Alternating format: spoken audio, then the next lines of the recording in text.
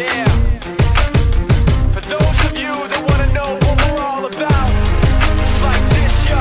This is 10% luck, 20% skill, 15% concentrated power of will, 5% pleasure, 50% pain, and 100% reason to remember the name.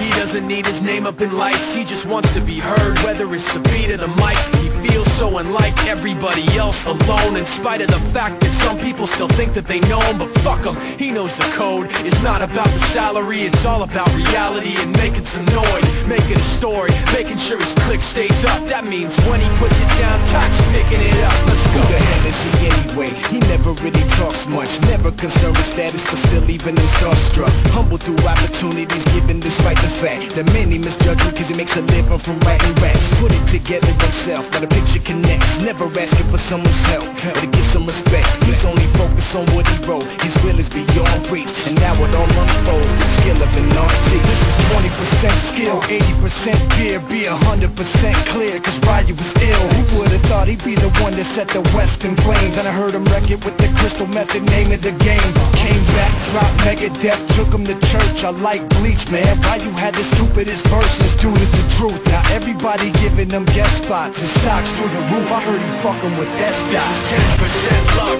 20% skill, 15% concentrated power of will, 5% pleasure, 50% pain, and 100% reason to remember the name. They call him Ryu, he's sick and he's spitting fire. And Mike got him out the dryer, he's hot. Found him in Fort Minor with top, but a fucking nihilist porcupine. He's a prick, he's a cop. The type women wanna be within, rappers hope he gets shot. 8 years in the making, patiently waiting to blow. Now the record with your notice taking over the globe. He's got a partner in crime, this shit is equally dope. You won't believe the kind of shit that comes out of this kid's throat.